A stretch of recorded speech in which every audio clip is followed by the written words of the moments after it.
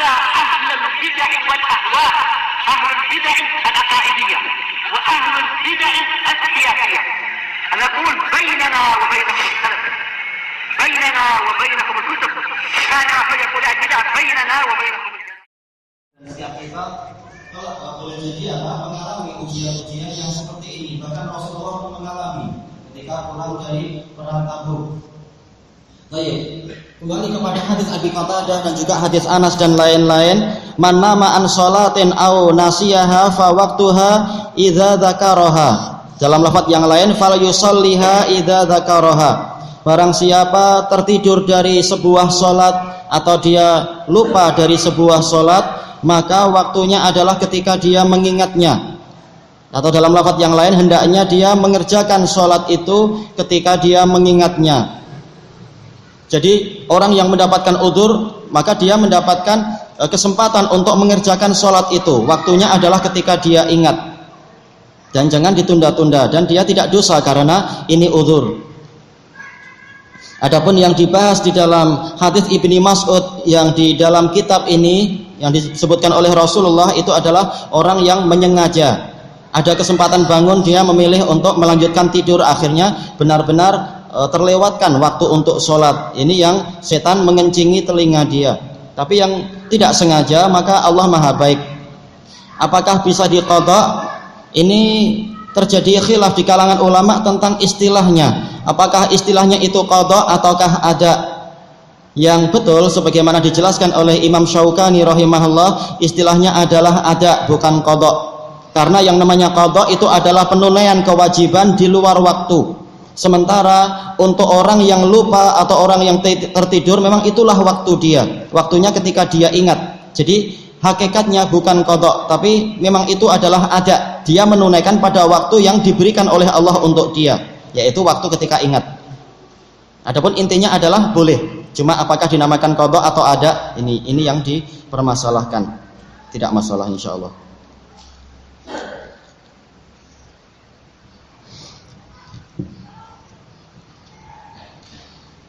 Assalamualaikum warahmatullahi wabarakatuh. Waalaikumsalam warahmatullahi wabarakatuh.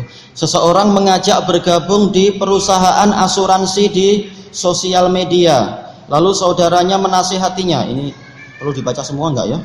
Dan seterusnya. Enggak apalah, kita baca ya sesuai adanya. Namun orang tadi justru menghajar orang yang menasihati. Lalu orang tadi merubah namanya di sosial media. Lalu hal ini diberitahukan kepada iparnya agar menasihati orang tersebut, dan orang tadi mengaku sudah taubat dan sudah keluar dari perusahaan asuransi tadi. Namun setelah 2 hari, orang tadi masih beriklan di sosial media mengajak orang bergabung di perusahaan asuransi. Setelah itu dia meminta maaf kepada yang telah menasihatinya dan mengaku bertaubat dan sudah keluar dari perusahaan tadi. Bagaimana cara taubat yang syar'i atas orang demikian? Apakah cukup dengan menghubungi orang tertentu atau dia harus menyampaikan tobatnya di khalayak sebagaimana dia mengajak orang-orang bergabung di perusahaan asuransi? Telah dijelaskan oleh Imam Ibnul Qayyim rahimahullah ta'ala. Sebelum itu, untuk masalah asuransi, yang benar adalah sebagaimana perkataan jumhur ulama, diantaranya adalah para ulama Lajnah Daimah dan juga fatwa Syekhuna Yahya Habibahullah dan Syekhuna Muhammad bin Hizam Habibahullah, bahwasanya asuransi dengan segala jenisnya adalah haram selama namanya asuransi dan polanya adalah pola yang ma'ruf di dalam asuransi. Kecuali kalau namanya asuransi ternyata isinya bukan, maka itu lain. Tapi secara umum asuransi memang polanya semacam itu. Dan di dalamnya ada kata para ulama tadi, aklu malil ghair bil batil, memakan harta orang lain secara batil. Dia cuma membayar 1.000, kenapa dia mampu mendapatkan 20.000 misalkan? Atau dia cuma membayar 100.000, kenapa dia mampu mendapatkan sebanyak 6 juta? Ini adalah memakan harta orang lain dengan cara yang batil. Dari mana 6 juta ini? Dari para nasabah yang lain yang boleh jadi dalam 1 tahun dia tidak mendapatkan musibah, kalau terkait dengan masalah musibah. Jadi itu adalah harta orang lain. Dan juga di samping itu diharamkannya asuransi adalah karena di dalamnya itu ada qimar, ada perjudian. Kalau ada musibah, saya dapat keuntungan 10 kali lipat. Kalau tidak ada musibah, ya anggap aja uang saya hilang. Ini adalah judi, ini adalah haram. Tayyib. Dan ada beberapa perkara yang lain yang disebutkan oleh para ulama tentang apa yang menyebabkan dia itu haram. Intinya asuransi adalah haram. Kemudian untuk masalah dosa-dosa yang bersifat terbuka, bukan dosa yang rahasia. Kalau rahasia antara dia dengan Allah, mohon ampun kepada Allah. Adapun kalau dosa itu bersifat terbuka, yaitu mujaharah, maka tobatnya juga harus mujaharah, sebagaimana dijelaskan oleh Imam Ibnul Qayyim rahimahullahu taala di dalam kitab beliau Madarijus Salikin, dan juga Imam Ibnu Muflih Al-Hambali di dalam kitab beliau Al-Adabus Syar'iyyah, dan juga Syekhul Islam sebelum mereka berdua di dalam Majmu'ul Fatawa. Dosa yang terang-terangan maka tobatnya juga harus terang-terangan. Kemudian kalau dosanya itu sampai tingkat mengajak orang lain, maka tobatnya juga harus dengan apa? Dengan mengajak kepada kebalikannya dan melakukan bayan. Dosa yang bersifat dakwah maka tobatnya harus berupa bayan. Dan para ulama yang tiga tadi, Syekhul Islam dan Ibnul Qayyim dan juga Ibnu Muflih, mereka berdalilkan dengan firman Allah Subhanahu wa taala, illal ladzina tabu wa aslahu wa bayyanu. Kecuali orang yang bertaubat, yaitu memenuhi 3 syarat tobat, kemudian aslahu, memperbaiki apa yang sebelumnya rusak. Sebelumnya berjudi, maka menghentikan judinya dan mengganti dengan amal-amal soleh yang lain. Sebelumnya dia bersumpah dengan nama selain Allah, maka dia mengucapkan la ilaha illallah, dan seterusnya. Kemudian wabayanu, dia harus memberikan keterangan. Karena apa? Dosanya tadi berupa dakwah, yaitu mengajak kepada kebatilan, maka dia harus merubah itu dengan menerangkan. Dan dijelaskan oleh Imam Ahmad Ibnu Hanbal di dalam itu tadi juga kitab Adabus Syar'iyyah. Ibnu Muflih menukilkan dari Imam Ahmad dari riwayat Khalal dan lain-lain itu, Imam Ahmad mengatakan tobatnya itu tidak sah sampai dia menerangkan bahwasanya dulu dia keliru, kemudian sekarang dia tahu itu salah dan dia memperingatkan kesalahan-kesalahan yang semacam itu. Baik, ini kalau kesalahannya adalah terbuka di hadapan orang banyak, maka perbaikannya juga terbuka. Baik, dan masuk di dalamnya adalah taubat dari kebid'ahan yang bersifat terbuka. Berupa apa? Dakwah kepada bid'ah ini, bid'ah itu. Taubatnya tidak sah kata Imam Ahmad kecuali dengan itu. Dia harus menerangkan bahwasanya dulu dia keliru, kemudian sekarang dia tahu dirinya salah dan dia bertaubat, dan dia memperingatkan umat dari kesalahan yang dulu. Itu baru betul. Dan ini pula yang dirajihkan oleh Imam Abu Syamah di dalam kitab beliau Al-Bid'ah wal Khawadits, yaitu Al-Ba'its ala Inkaril Bid'ah wal Khawadits. Harus apa? Orangnya itu dia mengatakan dulu saya keliru. Tidak kemudian apa? Pura-pura seperti para sururiyun, dulu habis-habisan membela Muhammad Surur bin Nayyaf Zainal Abidin, juga habis-habisan untuk membela siapa itu Syarif Fuad Hazza, dan membela Ahmad Suwayyan, dan membela tokoh sururiyah internasional. Lalu setelah banyak hantaman dari para ulama, tahu-tahu mereka berbalik arah tetapi tidak mengakui dulunya salah. Ini adalah taubat yang tidak sah. Baik. Intinya adalah kalau kesalahan itu bersifat terang-terangan dan terbuka, maka taubatnya juga harus terang-terangan dan terbuka. Mengaku, tidak kemudian apa? Pura-pura bersih. Mengajak orang lain, lupakan masa lalu saya. Tapi apa? Tidak mau mengaku salah, ini keliru. Baik. Itu adalah yang dijelaskan oleh para ulama. Dan tentunya dosa selain bid'ah itu secara umum lebih ringan daripada dosa bid'ah, kecuali kesyirikan.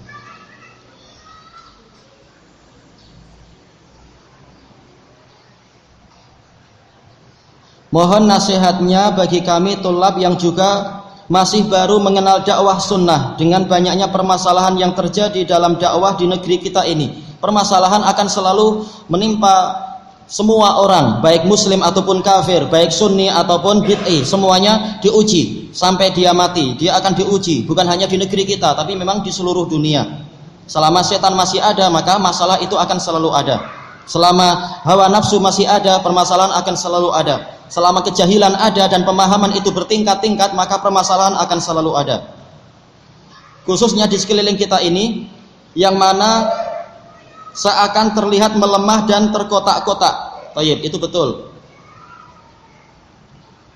Untuk masalah TN, para ulama mewasiatkan kepada saya, yaitu Syekh Yahya, Syekh Abdul Raqib dan lain-lain, untuk tidak ikut membahas itu. Sudah cukup apa yang disebutkan terdahulu.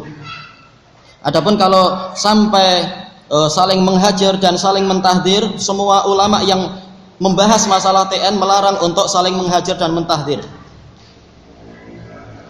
Kemudian untuk masalah mendirikan sekolah yang mirip dengan sekolah formal, dengan kelas-kelas, biaya pendaftaran dan lain-lain.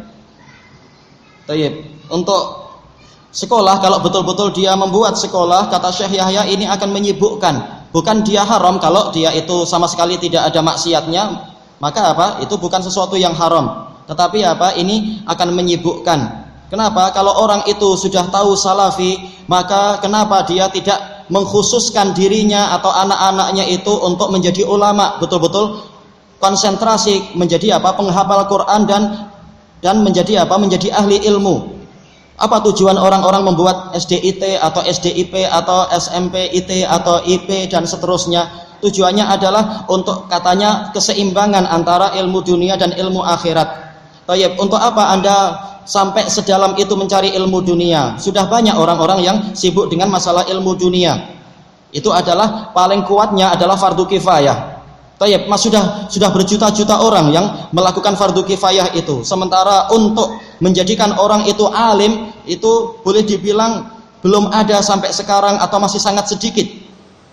Di setiap tempat boleh dibilang belum ada, kecuali hanya 1 atau 2. Maka keperluan itu masih sangat besar. Hajat umat kepada orang alim itu masih sangat besar. Maka anak-anak kita yang memiliki kecerdasan dan juga secara umum anak-anak kita sudah tahu kebenaran. Kenapa kita setelah itu menyibukkan anak kita dengan perkara-perkara duniawi, perkara-perkara tabel kimia, demikian pula kedalaman aritmetika. Kasihan mereka. Biarkan konsentrasi, biarkan kita saja yang jadi korban masa lalu.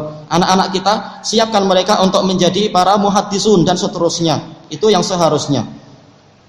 Itu belum lagi kalau dilihat masih ada kemungkaran ini, kemungkaran itu. Karena terikat dengan pemerintah ini dan itu. Maka seringkali sekolah-sekolah tadi itu adalah tidak lepas dari kemungkaran. Padahal kita mampu untuk tidak membuat sekolah. Itu kalau tidak ada kemungkaran. Bagaimana kalau ada kemungkaran-kemungkaran, ada tasyabuh bil kufar, ada juga kewajiban ini dan itu yang mengandung maksiat, maka hendaknya itu dihindari. Yang namanya ahlu sunnah wa jamaah memang dia harus siap untuk mengorbankan dunianya, dan Allah yang akan menolong dan memberikan jaminan untuk dia. Tak perlu takut untuk masalah uang, rezeki dan lain-lain. Insya Allah Allah akan menolong. Walaupun usaha itu ada, tapi untuk apa sampai kita betul-betul membuat sekolah dan sibuk dengan masalah sekolah anak-anak. Apalagi sebagian dari teman kita memang kenyataannya menyekolahkan anak-anak itu di sekolah-sekolah hizbi. Yang namanya hizbi adalah mubtadi', sebagaimana fatwa dari Fadilatu Asy-Syaikh Al-Mufti Al-Imam Ahmad bin Yahya An-Najmi. Hizbi adalah mubtadi', dan itu juga fatwa Syekh Muqbil, Syekh Yahya dan lain-lain. Kalau dia mubtadi', kita dilarang untuk menjadikan anak-anak kita itu mendengar kalam-kalam mereka. Kemana Al-Quran dan kemana sunnah dan kemana asar salafiyah yang melarang kita untuk untuk mendengar kalam mubtadi'ah, dan melarang untuk anak-anak kita mendengar kalam-kalam mubtadi'ah. Kita kemanakan itu padahal kita mengaku salafi? Kenapa kita masih menyekolahkan anak kita di sekolah-sekolah hizbi? Ini adalah menunjukkan masih lemahnya manhaj dan lemahnya iman. Akan tetapi untuk apakah orang yang seperti ini dihajar padahal sudah dinasihati?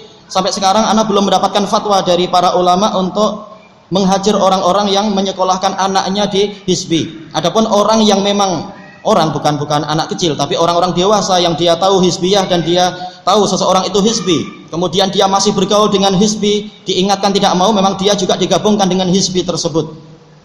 Adapun untuk anak-anaknya yang disekolahkan itu, sekedar dia meletakkan anaknya di sekolah hizbi, itu adalah kekeliruan. Tapi anak belum mendapatkan fatwa ulama untuk menghajar sang ayah yang semacam itu. Cuma ini adalah kekeliruan dan kelemahan manhaj.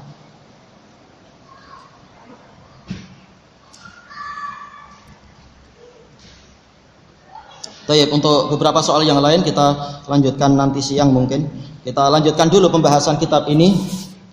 Qala mu'allif rahimahullah taala ar-rabi'a asyar, yang ke-14, ta'atullahi wa mukhalafatu